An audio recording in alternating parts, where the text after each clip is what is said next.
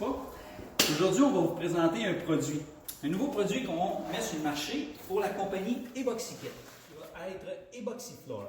Ça, c'est un produit qui va être facile d'application. Friendly user qu'on appelle.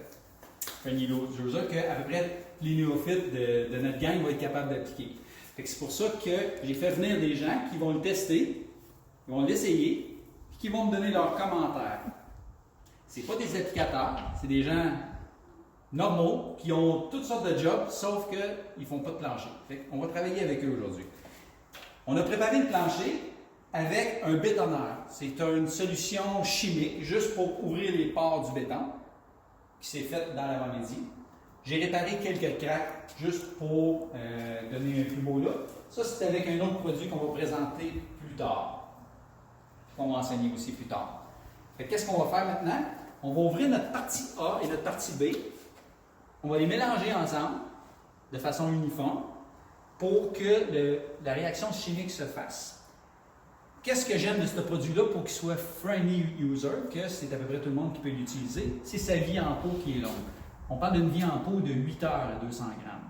Ça veut dire que le temps d'application qu'on va laisser dans la chaudière pour l'appliquer, on a facilement 3-4 heures pour l'appliquer.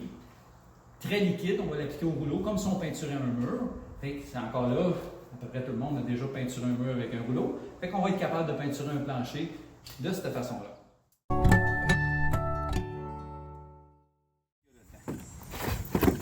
Vous voyez? On a l'essuyé à clous pour pouvoir marcher dans l'époxy quand on va l'appliquer. On va vous montrer ça tantôt.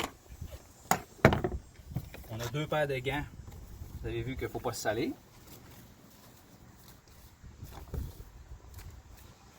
On a un rouleau, un manche de rouleau plutôt, avec 2 rouleaux, 2 couches, parce que c'est toujours 2 couches. La première couche avec les flocons, la deuxième couche de protection. Le vernis qu'on va mettre par-dessus, le clear coat. 2 bâtons pour aider à mélanger l'époxy. 2 pinceaux pour faire les rebords. 2 embouts en cas qu'on perde ou qu'on brise les embouts pour la deuxième couche. On a le mélangeur, on va avoir besoin juste d'une drill pour pouvoir mélanger. Et on a un squeegee.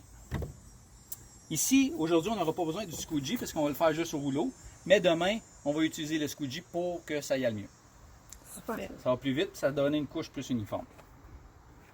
Merci. Ça, c'est le kit de l'essentiel pour faire notre garage. Super.